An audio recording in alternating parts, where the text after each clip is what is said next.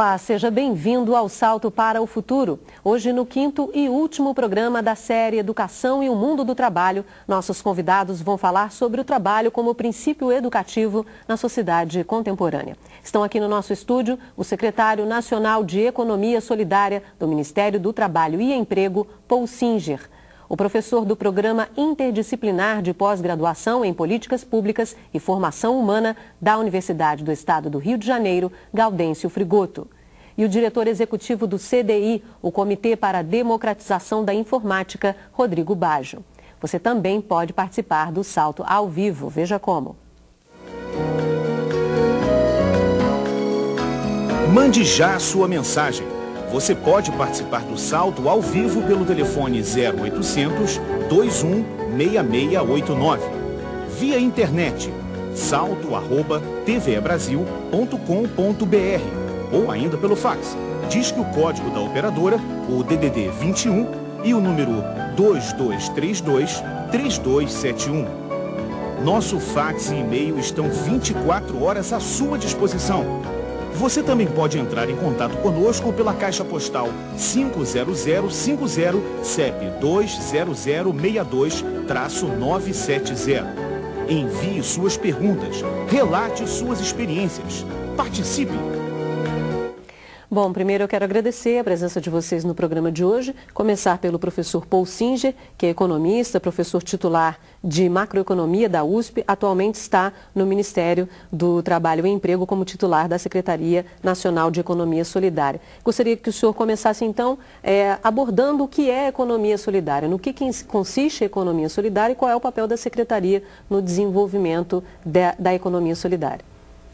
A economia solidária é uma forma de organizar atividades econômicas em empreendimentos, em cooperativas ou associações que têm por característica a radical igualdade entre todos os participantes. Não há patrão e empregado, não há chefes subordinados, todos por igual administram as suas unidades, cada pessoa tem direito a um voto, muita assembleia. Quando há necessidade de ter encarregados de alguma coisa, eles são eleitos pelos demais e eles coordenam, mas não mandam. Ou seja, é uma forma completamente diferente da convencional de organizar atividades econômicas. No momento de grave crise do mundo do trabalho, como nós estamos passando no Brasil e em muitos outros países, com desemprego em massa e uma forte exclusão social, as pessoas têm grande dificuldade de achar algum trabalho que dê renda para eles. E aí, quando se associam, eles acabam criando economia solidária. A economia solidária é muito maior do que se imagina em nosso país. A Secretaria Nacional de Economia Solidária do Ministério do Trabalho está fazendo um mapeamento da economia solidária no país e encontrou mais de 20 mil empreendimentos de todos os tamanhos, desde gigantescos até muitas pequenas associações de pessoas, de recicladores de lixo, como nós vamos ver, de artesãos, de camponeses e assim por diante. Nós estamos calculando, o mapeamento não está completo ainda, que mais de 2 milhões de pessoas ganham a vida na economia solidária. Tá certo. Gostaria de passar agora para o professor Gaudêncio Frigoto. O senhor coordena um projeto de pesquisa sobre educação tecnológica e o ensino médio, concepções, sujeitos e a relação qualidade-quantidade. Como falar do trabalho, então, como princípio educativo diante de uma crise, dessa crise do emprego e também da precarização do trabalho? Sem dúvida, é muito difícil falar o trabalho como princípio educativo, porque no senso comum tem se confundido muito a crise do emprego com a atividade criativa do próprio homem, transformando a natureza, matérias para a sua sobrevivência.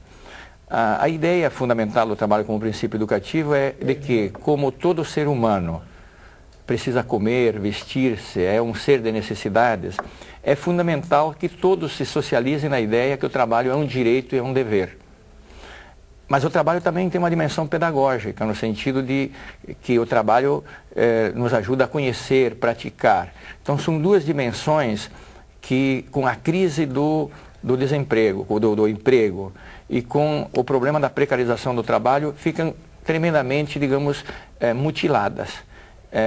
Talvez nisso que nós ouvimos agora na exposição do professor Paul, a economia solidária possa nos dar algumas lições de como o trabalho pode ter essas duas dimensões, ser construtivo da vida do homem e ser também ele mesmo educativo.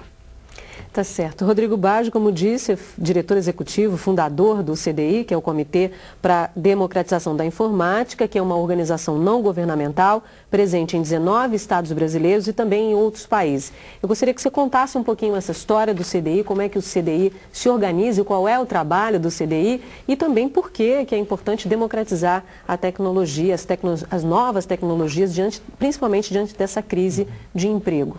Bom, o CDI é a primeira ONG na área de inclusão digital na América Latina. Nós estamos comemorando esse ano 10 anos de existência.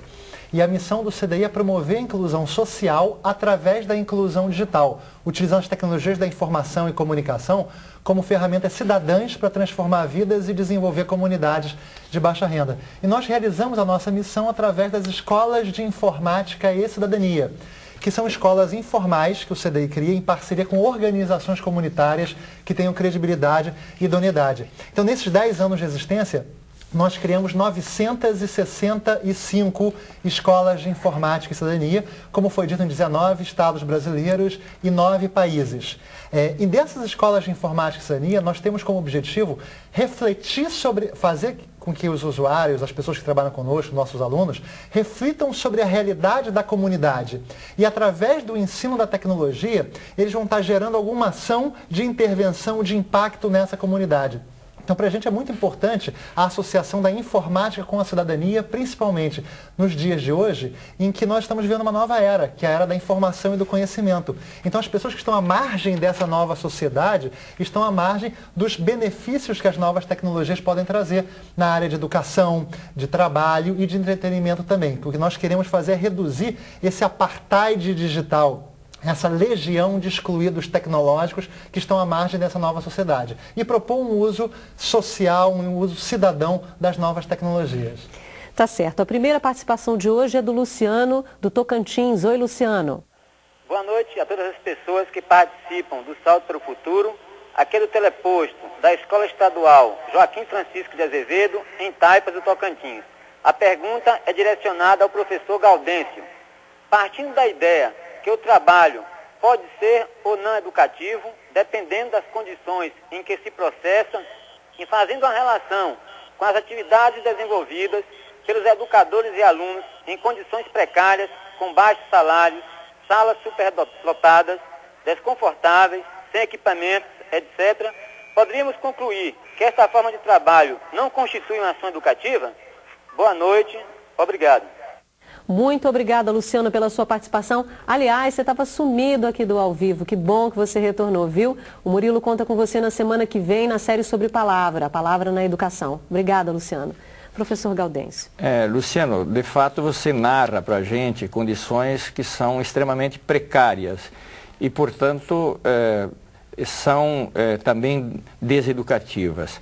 Entretanto, mesmo nas situações mais precárias, se a gente entende a atividade humana, o trabalho humano como criador, ele tem dimensões também positivas.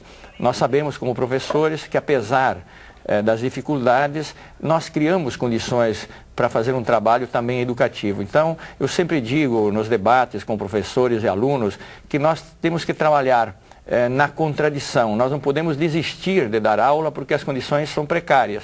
Temos que fazer uma travessia, assim como nós temos que fazer uma travessia na sociedade em cima dessa crise do desemprego, a crise do trabalho, buscar novas formas de sociedade, de organização da sociedade, para que o trabalho se torne educativo. Essa travessia se dá na contradição e na luta.